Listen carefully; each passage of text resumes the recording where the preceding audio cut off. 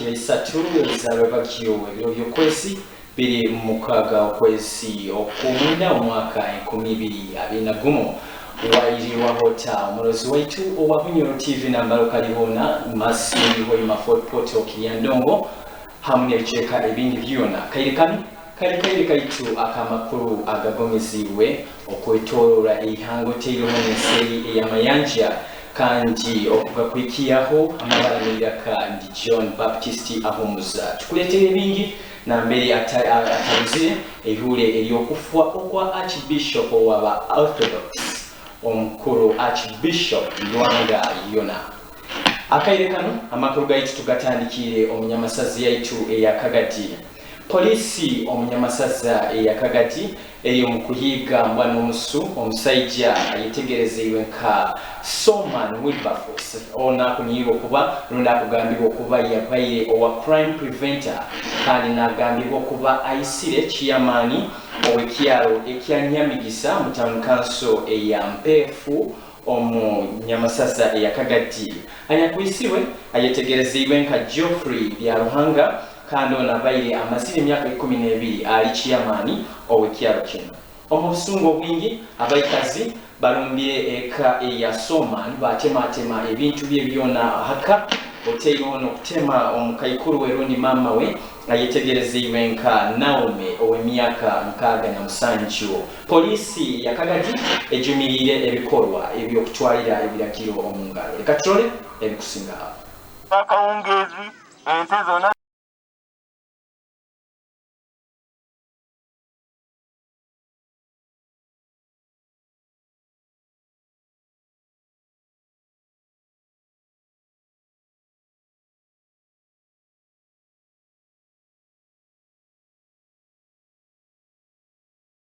bana tusorwa kawungezi ente zona zagenze naimwe muri wano muri mukuseka abamu mutandise no kugamba mbu mwagala mujeyo ente muziriye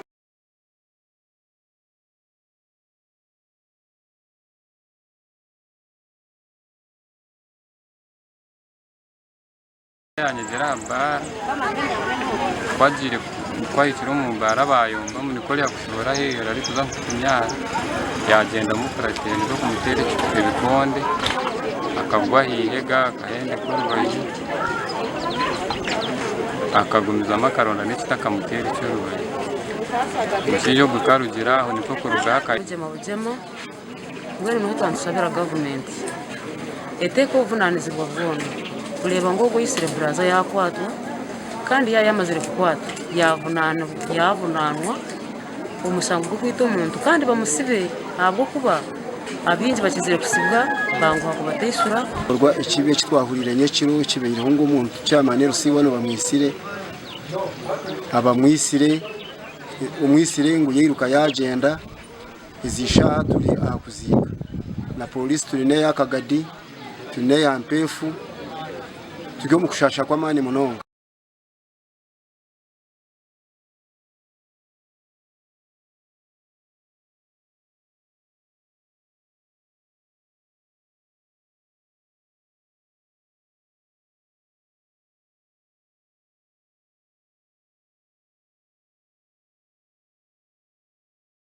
amakuru gutwashangayo kwariho abataka barugireho habwo busasi bakarumba bakahika aha mwanya gwo muntu oyisiro muntu bakashenya amaju bakayita empunu bakayita embuzi chonga abantu abo tibakamanyerwe amazina ga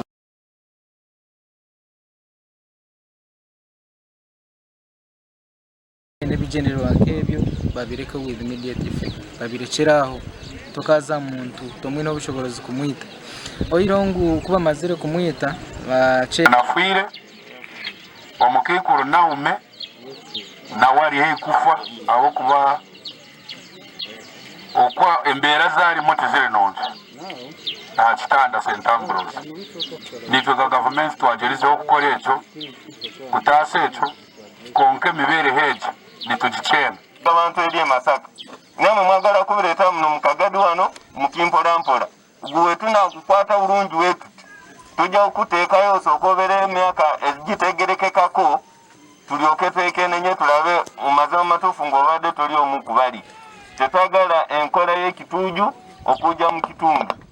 Muri bantu balungi nnyo mwetulira mu byalo eno ekifo mulime kasooli wammwe mukole ekimufuna market.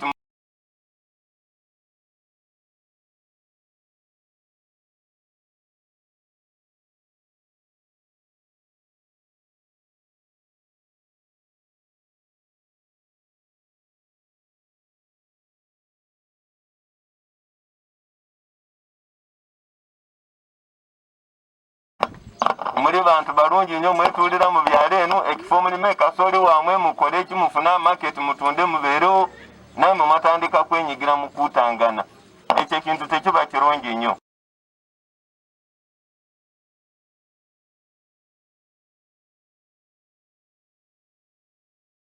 Otukuba turugireyo kandi tukakiyorora omurubuga lwaitu olukulu lwa Kampala. Ekiro kyaikiyoronda kaira akaswekisezi gekiro kyaijo ihanga ligwirwe mu gekekango kyamaani muno hanyuma eyokutwalwa okwogwo abaire Archbishop owa ikanisa lunekerezia eyaba Orthodox Archbishop Luanga Yona. Luanga Yona akugambibwa okuba yazayirwe omu mwaka gw'1945 kandi nazalwa omukyalo ekiyategeya omwihanga eryaitu erya Uganda. Onu akasomera omuisomero erya Bulemezi hamu na Kyadondo okulugira kimu omwaka ogw'1952 ogenda okwikira kimu omwaka 64. Archbishop Luanga Yona akasomera ono masomero agaheru kandi ayitaire na yatukana muno habw'okulugayo akabujunira ebikorwa ebyokulya obuli bw'enguzi omwihanga lyaitu erya Uganda. Bunyoro TV tulina ebikiraho ebitukusakire ebikukwata hali Archbishop Yona Luanga. Leka tusobole kuba ntubirora. Nebukyasweka ekiro kyaijo ekanisa yaba Orthodox erugireyo gayarangira amakuru ag'okufa okwayise baliisa waabwe Yona Luanga afereire ha myaka 76 ey'obukulu. Amakuru ag'okufa kwa Archbishop Yona Luanga gayizirweho harabireho omwaka gw'omugonko kuruga Archbishop ow'ekereziya enkatolika Sipiriya Kizito Luanga afa. Archbishop Yona Luanga akazaalwa mu kyalo ekyadegeya omu kaira k'obulemu bw'abeera Mbanda omu mwaka ogw'olukumi mu maka g'aba Orthodoki. Isenkuru Obadia Kabanda abasajja kitalo akabafaatha mu kanisa y'aba Orthodoki nahabwa ensonga eno Luanga kakulira asagaatirirwa obuherezo bw'aba Orthodoki obwabandiize kimu mu ihanga erya Uganda. Okuruga omwaka ogw'olukumi-1952 okwikira kimu omwaka ogw'olukumi-1964 Yona Luanga akamara emisomo ha isomero erya Bulemezi hamu na Kyadondo kandi omwaka nigwo gumu yayeteeraniza ha isomero erya Ecclesiastical School of Crete okwikira kimu omwaka ogw'olukumi-1968. Hanyuma ey'okujwekwa ha isomero erya Ecclesiastical School of Crete onakeyongerayo n'emisomo ha itendekero erya Athens kandi omwaka ogw'olukumi-1973 yajweka digiri mu bya philosophy. Ono akasigara ha itendekero erya Athens okwikira kimu omwaka ogw'olukumi-1978 obu yajwekerwa digiri mu theology. Omu mwaka ogw'olukumi-1979 Yona Luanga akatandika olugendo lw'okugaruka mu ihanga erya Uganda kandi hakibanza omwezi ogw'akataano 1981 ono yajweka obudyakoni. Omu mwaka ogw'olukumi-1982 Bishop wa Andrews Anastasios Naulatosi akajweka omudyakoni Yona okuba omutebezi kandi omu mwaka nigwo gumu yasindikwa ha isomero erya Ecclesiastical School of Makario eyo mulundo gw'akasatu omuriruta Nairobi kandi kunu yakuzibwa okufuuka Archimandrite. Omwaka ogw'olukumi-1992 onakafuurwa Bishop wa Bukoba kandi omwaka ogw'olukumi-1997 yafuurwa Archbishop wa Kampala n'agaruka mu bigere ebya Archbishop Theodoros Nankyama. Obuheereza bwe nka Archbishop ebicweka 20 eby'okujanjabira mu Tairon irwaro limu bikombekebwa mu Uganda Tairon okwombekeke y'abazaire abakazi nekigenderwa eky'okubakulakulaniza n'abaana baabo mu by'omwoyo okulwanisa obunaku enjalo Tairon n'obutasoma. Archbishop Yona Luanga abaire n'akiramu n'okubaliriza ebikolwa eby'obuli bw'enguzi mu ihanga kandi n'asaba n'abatebeza okukola nikyo kimu. omwoyo gw'omugenzi Archbishop Yona Lwanga mukama gw'omuzo mu kiwumuro ky'obusinge. Tuganya ne kanisa ey'aba Orthodox kandi tugamba nti omwoyo gw'omugenzi Archbishop Yona Lwanga omukama agumuze omubusinge. Amina. Lord Mayor ow'ekibuga kya Kampala mukuru Elias Lukwago ahabwira abona bayombeke mu kibuga kino ebyombeko batayina olukusa lwona okuruga mu kitongole kya KCCA yagamba ngo bino byona kugenda okuba nibichwebwa abokubanka ekibuga kikwetaaga ebyombeko ebiri hamutindo. Lord Mayor Lukwago kubaza bino byona kiziro hanyuma ekyombeke kibaye n'ikyombekwa omukichweka ekya Kisenyi okugwa ekiro kikeseze by'ekirijo ekikeseze ekiro kya leo kino kandi kiyayita abantu abakwikira kimu mukaaga. Omusaki wetu w'amakulu alina ebikusingaho kandi leka tubirobe.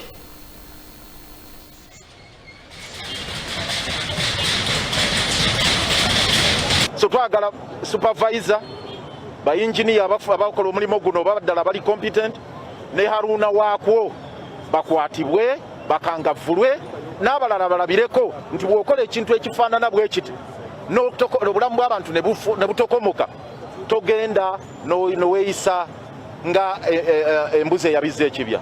Kino ekizimbe mukwasa esinga okwange naffe okwaba lay people laymen na kino kyennyini ekisigadde is a danger in waiting kyabulabe kubanga ekyagudde kifaanana n'ebyo. So tetulina bukakafu nti bino ebyasigadde byo bigumu era abantu bali mu kutya obunkenke buli wano. Ffe tulambudde wano nga batuga teweeyongera n'ekyo kiyikyo kijja abantu obwedda bayitawo wano nga baganda ye olaba n'omuntu lemaani n'asobola okukiraba nti kino kigenda ggwa. So kino twagala kikke ku ttaka. Tubadde twafuna obuzibu nga ku lukiiko oluteekateeka pulaani oluziyisa tetutuulayo ng'abakulembeze lw'abatekiniko era nga tulina obuzibu nti pulaani ezo tebazireeta mu kanso nti tuzitunulemu naffe kuba tuli balemmeeni nga waliwo okugamba nti abiri byabakugu. Naye ku mulundi guno etteeka bwe lyakyukamu nga ligamba nti ne executive ekulemberwa Lord Mayor ejja kusindikanga omubaka atuuleko ku lukiiko olwo pulaani tumale ng'ozeekenneenya. Kati ku mulundi guno atuyise etteeka lyampadde obuyinza okuteekako atuulako naye yakatandika okutuulako yonna akimukizza.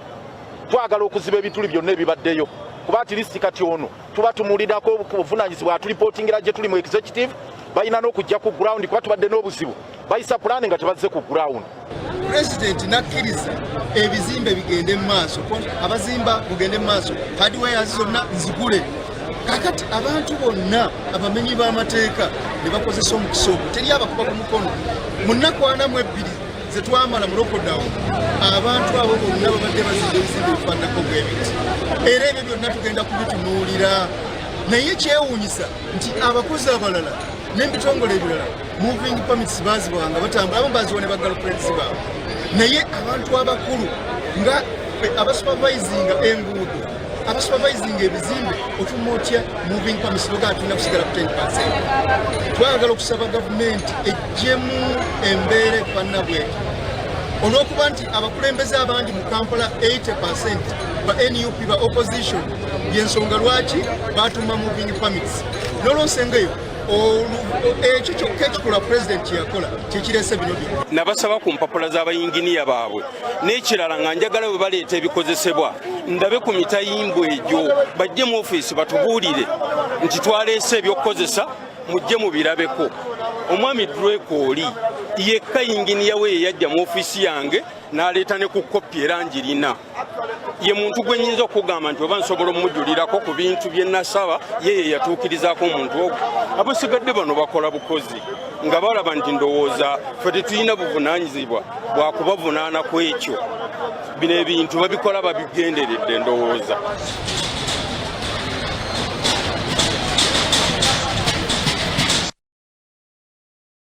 Yoni byo okufa omulubuga olwa Kampala. Omulozi waitu omulungi omulozi owa Bunyoro TV the pride of Abanyakitala.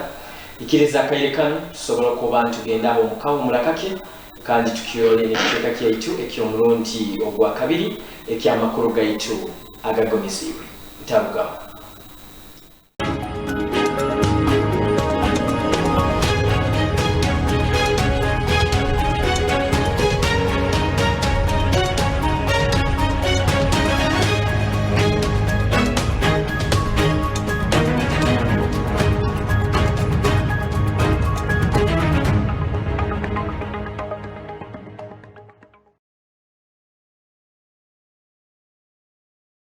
ba customer bita barungi Movit hair relaxer hata inende vacancy omutindo nikugo ebei ni emwe kandi na formula ni emwe eibatwire nibakozesa okureberera omuntu gwawe okwereza risho kirungi yorobi erikunyerera yetunjire no best Movit hair relaxer aha mutindo nikugo nebei ni emwe omaduka gona omsaruni na za supermarket omwihanga lyona ninga tera namba ya beteri yokusheshurwa ahari 0800 20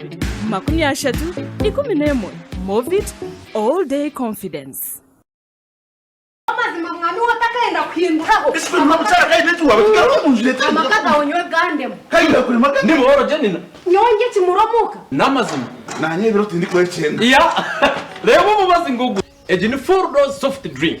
Ejini kaba kama pineapple juice. Aba Medwar Investments Uganda Limited abakorera cyo kunywa cha 4 dose soft drink. Bagaruka bakorera kintu cyo kunywanya murungi kaba kama pineapple juice. Nichikogo mu butunda bwa rushagama, enanasi, emizaribu na beetroot. Nichireto mubiri gwaterera. Kandi bihamibwa ba UNBS nobenda. Tera noti mushanje 5 na noti mushanje note mwana ni 5 kaga nina. Shanje na mukaga. Ni bashangwa mu rurembo rwa mbarara. Aba Medwar Investments Uganda Limited ni mukahangare.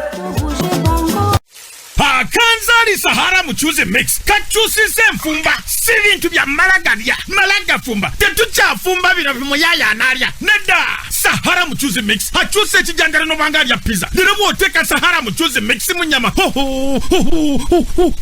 omuchalo mufumbu nawo wa hoteli wekwate Sahara Muchuzi Mix ojja kukola teringi mi baby Sahara Muchuzi Mix kawoma kalina kawowo kakola gravy baba oli wa hoteli obogula kamukamu akanzali Sahara Muchuzi Mix kali mu maduka ne supermarket zonna mu gwanga bwayagala okusubula Sahara Muchuzi Mix jangu ku Magibi Traders mu kikubo eduka namba 15 Vinco Arcade hatanno jukira nti fetukola ne Sahara tangawizi tea eranga kati yafune Q-Mark okuva mu UNBS kakaso mutindo kubesimu noti 7 noti nya 598 526 akanzali Sahara Muchuzi Mix kaoma baba.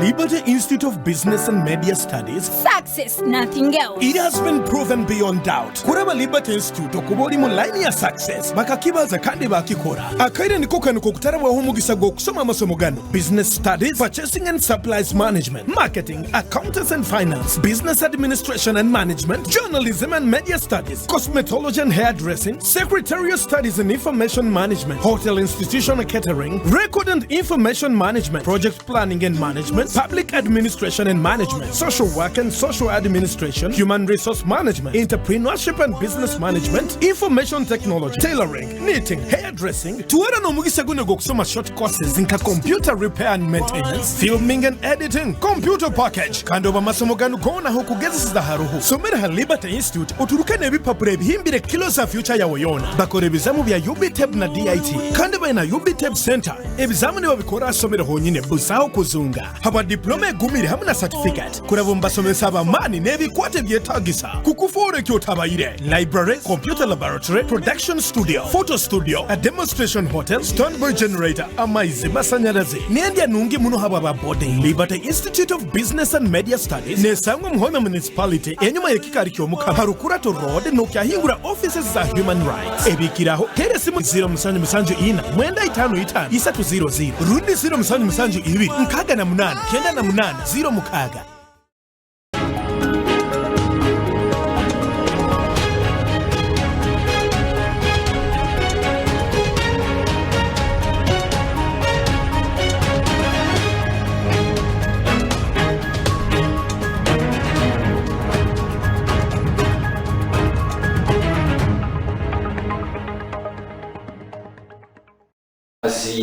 ya 20 za karabasaza itwisate za rwebakyo kandi tukutangira iyo omukaho murakako akaire kano tule mu kicuka kya ituwa kyo murundi ogwa kabiri kya makuru ga ituwa Agagumizibwe kandi kino tukitandikire omurubuga rundo munyamasasa ya Masindi. State Minister akujunanizibwa n'ensonga eza government eza hansi omukyala Honorable Businge Rusoke asomoize abebya polipo omu municipali ya Masindi na Masindi Kenya masazo kutwala hamu okulora nti bakwataniza hamu na technical wing rundi team nuko basobola kuba nibayikiya obuhereza halabantu ono kusaba kuno akukozere obwabaire ali mu Rubunga olwo mu Nyamasaze kandi n'abaliza abebembezi abo hambuga enkuru eza Masindi municipality obo ali mu kuhondekera project eza government hanyuma eya mayor owekichweka kino okuruga yake tombo ita omulingo baina embulwa eri abakozi oteyeho nokukozesa okubi esente eza highway yo okwanizirwa nembalwanisa ekinzi kaita ekiya COVID-19 omusaki waitu w'amakulu ayina ebikusinga. State Minister kujunanizibwa na government za hansi Honorable Businge Rusoka Somoiza bebya polipo municipali ya Masindi bebembeirwe mu meyo wa municipali eno okukwataniza hamu n'abebya kalimagezo kuyikya obuhereza halabantu ono kusaba kuna kukozera obwabaire n'abaliza bebembezi bano omu Rubunga rwaho hambuga enkuru za municipali ya Masindi nekigenderwa ekyokuhondekera enteekanize za gavumenti hanyuma ya meyo kwetombo itaha abakozi abakene enkozesa embi ey'esente zateirweho okulwanisa ekiyinzi kaite kya COVID-19. To learn that government has given you an equipment to be here for one solid year. But before then, I'm happy that the district chairperson had agreed to share. Sharing is enough, and we should know and accept that these budget cuts are temporary. The cause is COVID-19. If we neglect vaccinating our people and all the people die, then whom are we going to woo? Onasabira abebembezo kubekya okurorwaho halabakomi babo oboni batandika ebyentayi ebindi hatalo kwikaro kwetombo ita omulingo government etakonyeire mabanta babakwebembera. Seated. We are seated thinking for you. Now we are bringing the machinery, make the people work. Our youth are languishing. Our youth have suffered a lot. You don't know even why you produced them. You can't put them back. You can't swallow them. That's what you are lamenting. But are you changing their mindset? That yes, it's one thing to go to the university, and it's another to earn a living. Honorable Businge Jowa basabire government okuongeza sente kuhereza government ya hansoteiro na ministry y'ekikula ky'abantu kino kikonyera abantu ababulikiro kuganyirwa mu nteekaniza zino iko ikulemberwa Tinsa Yoweri Museveni barani benda kuhindura embeera y'abantu kugimukya nkobulikira ikara nagamba kurura nti abantu enyikara yabe hindukire baina executive na parliament tuna kuongera sente mu ministry ya gender, labor and social development because abantu bona no mobali beminyeto no bali abakazi no bali abalema no bali bantu bona really no bali Aradiso wa Masindi Rose Kilabira asimire minister habwo okutwara kaire kakaijo kuhondekera enteekaniza eza government hatalo kwikaro kuhulirira mu ngambo. The Minister of State for local government for having some time for this district again to come down and monitor what is being done, how the money is being handled. This is very important, and that's what has been lacking in this country. The work not left for only the people and staffs on ground. Since they have also started coming down, it is going to bring in more encouragement. We need more recruitment. We need to see that every area is covered. We want to thank the government for the market, because Masindi had a very poor market. I want to praise myself by the way, that the time I came to Masindi, things are changing. Meyo wa Masindi municipality agambire nko municipality kyaine bizibe by'abakozi mu bikale by'amani ekinte kigotanizo obuherezo mu kichweka kino. To appreciate you, Honorable Minister, this one I want to be on record very, very well, for having considered the Masindi municipality for an animative program for a modern market. We got a chance of meeting the national coordinator of MATIP, and we are given full assurance that the market is coming. And Honorable Minister, allow me to inform you that the consultants designing our market here will arrive in Masindi on Monday. This Monday is coming Monday. With an opening meeting to meet a few individuals, and we have agreed that they must involve everybody. We shall meet the council, we shall go to the vendors, every stakeholder will be involved in this progress. So members, this market is historical. Since we came to office, we have been fighting for it. We met the Minister of Finance, we met everybody. Okoho omutukuba tukireyo kandi tukakiyora omunyamasaza eya Kabale makuru gakuruga n'igole kyanti ababingi aba motoka eza taxi kiro kyalero kino bake okwesalingia oboni betombo itahali abanyarwanda abakweyongera okwesensa omwihangiri ya Uganda omubutayikire nibakozesa omuhanda obutakwikirizibwa bano bakugamba nti abanyarwanda bano buli obayija omwihangari ya Uganda kandi bakakira muno okubani bayikala omubichweka ebya Kabale kino kibakendezaho emirimo yabo abokuba bano bayija ne batandika okukoma abasabase omunyamasaza eno eya Kabale abebembezi omukichweka kino nabo hariho ebatusoboroli katubiroli ababinga b'emmotoka mu igombore lya Butanda omunyamasazi ya Kabale besalingize abo abanyarwanda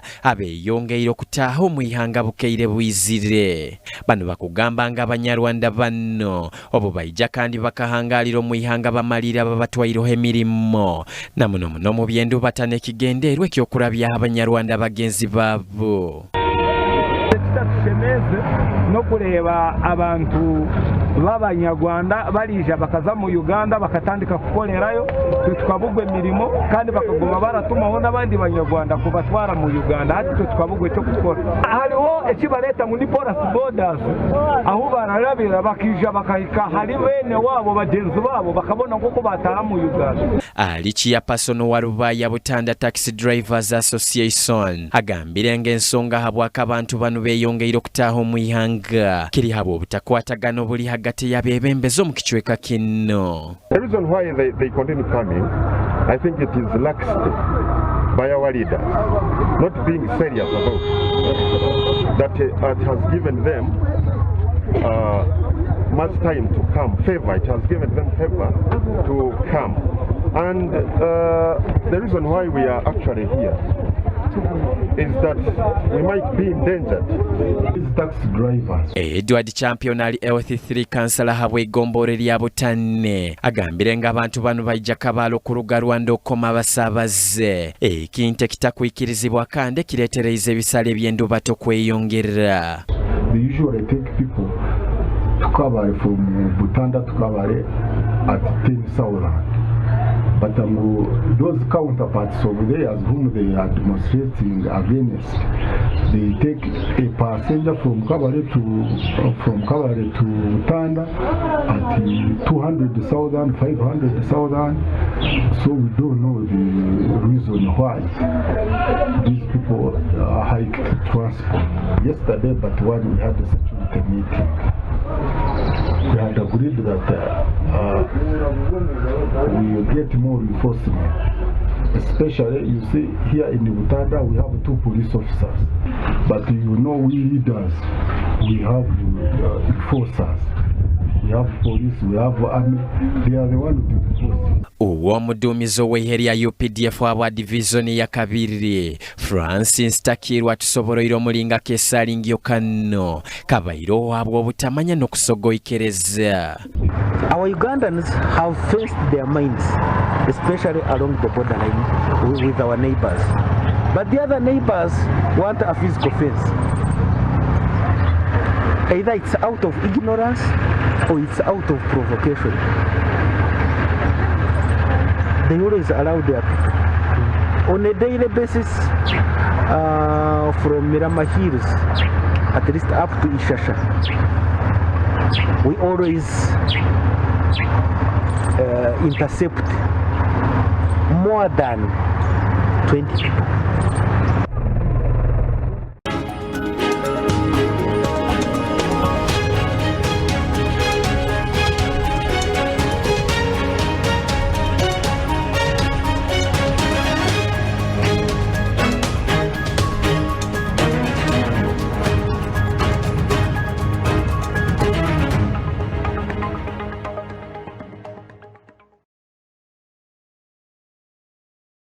hari ba customer bita barungi Movit Hair Relaxer hata inende vacancy omutindo nikugo ebeyi niemwe kandi na formula niemwe eibatwire nibakozesa okureberera omuntu gwawe okwereza risho kirungi yorobi erikunyerera yetunjire no best Movit Hair Relaxer aha mutindo nikugo nebeyi niemwe omumaduuka gona omusaruni na za supermarket omwihanga lyona ningatera namba yabeteri yokusheshurwa ahari 0800 20 Movit all day confidence.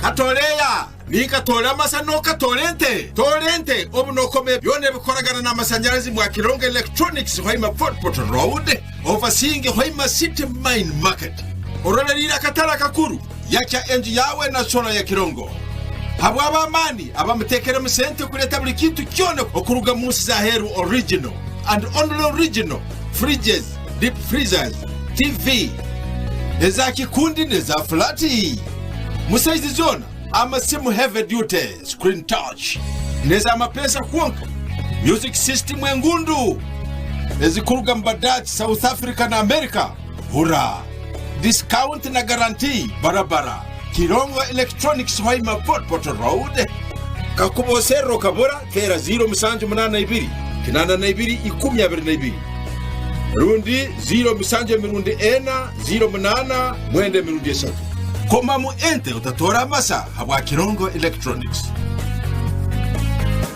mutyo muno n'abarozi baitu inywena Bunyoro television amabara ne Iraka Dr. Patrick Singoma Mwesigwa member of parliament orubuga rwa Hoima cyuke kya Butruka Musana rundi Hoima East Division ankwena kubasima no kubatabaro kya byone bimurabiremu kandi na muno no kubakurikya na muri kine kiwari kya Nyamwita kino kya senyigi kinze enkambwe coronavirus no ganyira abantu baitu batali bamu abaferiro abantu babo habwa ikiroire kino ikiroire kino kikaja byo kuzana betu kyamalira ensi yona kigimamire kandi abantu baitu babona bonsiwe muno baitu tukusima mukamandi hali tukubaliza hakiri hati tulimande kabiri emikori ya government yatiriho ekonyeire kugezaho ku kehi yarundi kuorobye kirwaire na muno zine zitukude standard operating procedures kuikara tujoire masks obwire bona kutaikara tuwetumire tuikara minundi kiro obwire bona tuyawukanize twina ekitukweta social distancing kuikara tunabo mu ngaro na sabunu abatakusobora kuehiki sanitizer tukozese sabunu tunaba ingaro zaitu na muno tubazere kwate bite bimwe bitali bimu abukaka ikikorero kine kya corona kikurugira muno kukwata ebintu ebikwato rundi sente rundi bisumuruzo rundi bikopo ebikusandambira obuko bukwabuli then hanyuma okaijo kakwata kakako kuja okaiyaho okumara kwekwata hakanwa rundi kwekwata hanyindo kakwako nikarugira ngaro zawe nikataha omubiri gwawe nicyo kurwana tutaha muno amani omukoza sanitizer obwire buona no kwikara tuweteiriho tuweswekere inyindo no omunwa obwire buona akasomikano mu coronavirus ni mulingeri okutangira okuroho nambemo niko kurura nti tukozereki tuhondeire enanka emitegekere ekutuho abakwa omubazi tiguroho ekikuja kututangira kirikimu kuranti tuhondeire SOPs run standard operating procedures nizo zomaze kuja kututasa obuntu tulindiraho akasome kajja kwika government teho buli etandike kusanye kusindaga abantu bona basindagwe na vaccine egyo ejja kuba eroho konyera abantu kutangira oburwaire ata no tukuja kuba tumanya nti ati ekizibu twakira ndikoraki ntukikehya amani baitu mukasomikano kitacho kikora tunakura tutire muna amani ha SOPs kwetangira obuntu raba kutaho masks eminwa nenyindo ntutaho ntukora ekikusoboka kora nti twetumire hamwe bwire bona nturanti bwire bona tunabira mu ngaro ne sabunu rundi tukose sanitizer Omulingo gwona n'ebintu ebindi bingi ebikuja kutukonyera kutangira obulwaire obwo kutasaasana koluga ha muntu ondi kugenda hali omuntu ondi.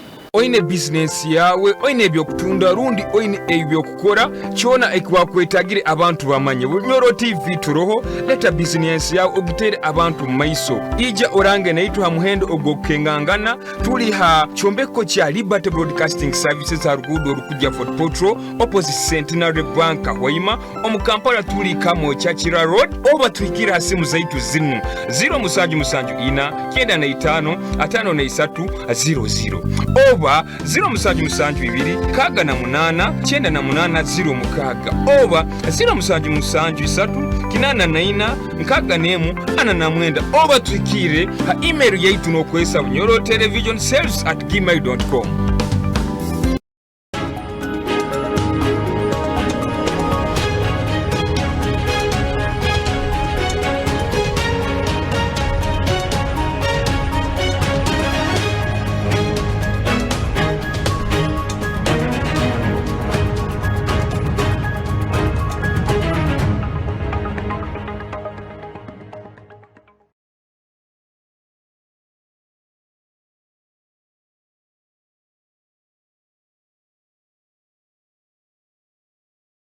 Munozi waito mulungi omunozi wa Bunyoro TV tukutangira iyo omukawo mulakakako kandi tuli omukiciro kyaitekyo mulundi ogwakisatu ekyamakulu gaitu agagumizibwe tukitandikira mu ihanga lya heru ihanga erya Guinea.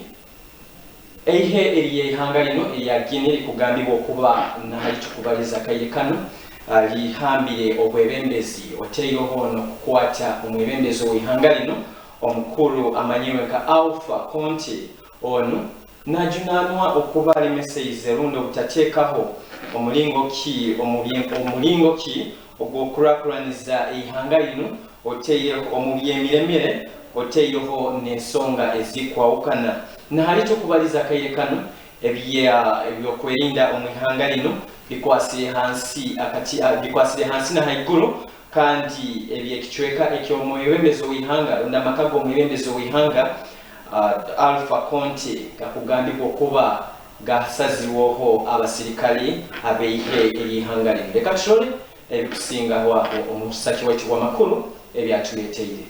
Eihe lya Guinea lirugireyo galyahamba obwebembezi obw'ihanga lyabo otairoho n'okukwata anyakubaire president wabo Alpha Conde baraganiza okuteekaho empindukahinduka omu by'obwebembezi. Kino kibairohoga ekiro kyaijo omwihanga lya Guinea kandi nikikolebwa eihe hali tukubaliza ebisaahe by'ennyonyi hamu n'eitaka lyabo basoboire kuba nibabikinga okusigikira hali statement eyabebembezi ab'amaha Bashiak bateiroho kafyu nibamanyisa omulingo agenda kubayo meeting eyaba cabinet ministers hamu na president wabo Alpha Conde kyaleero bano bakunihira okuhindura constitution hamu n'abebembezi abandi. La pauvreté et la corruption endémique ont émené l'armée républicaine de Guinée à travers le Comité national du rassemblement et du développement CNRD à prendre ses responsabilités vis-à-vis du President wa Guinea Alpha Conde aroleirohoga aikaliro mu ntebe eyetoroirwe abamahe nibagezaho kumuhabuza ebikaguzo bamubonereizege nibamuhambaho entebe. Souverain de Guinée.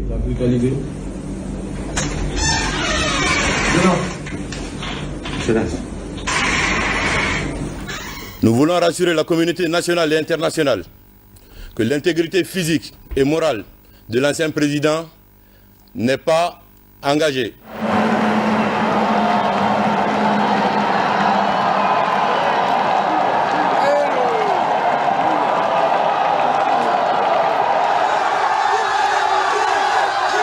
La joie elle est maximale mon frère. Et là regarde, c'est comme ça que ça se passe dans l'étendue du territoire. Les Guinéens sont libres. Eihe lya Guinea lisobololeirege ensonga habwaki bamuhambirege. Eihe lya Guinea lisobololeirege ensonga habwaki bahambirege obwebembezi kandi ezimu hale ensonga ze bahayirege abayiremuga gavumenti okwolekya obunafu bwabo hamu n'okwenda okuteekaho obwebembezi omu bantu ba buli kiro. Kirayijukibwa nti President Konde akasobola okuba n'agaruka okwetaba omukalulu akabaireyo omu mwezi gw'ekumi omwaka oguhoire hanyuma y'okwesindika okurabaho omu constitution empyaka eyakozerwe omu kwezi kwa kasatu omwaka oguhoire n'ahakaniza ebisanja bibiri eby'eihanga lyabo. Ekyo nibyo ebikufa omu ihanga erya Guinea. Omulozi waitu omulungi, omulozi owa Bunyoro TV, edakika ziri 18 zonka ezikubulayo ku bantu taha musaaza itu ina ezabebakyo kandi tukusiima okuba bali hamu naitwe okuruga litukatandikiyege amakuru gaitu agagumizibwe okwika akairikana. Ebyo nibyo tukuleteire omakuru gaitage kyo kyalero kandi omusomi amabala neira kambaye John Baptist ahumuza. Tugamba nti enteekaniza zaitu nyingi ezikyagenda mu maiso kandi na nyekya twitirane omunteekaniza yaitu emanyirwe bukaire uta omukachweka kaitu akamanywe kentebereza eyobwire. Bunyoro TV tugamba nti mulale kunoki.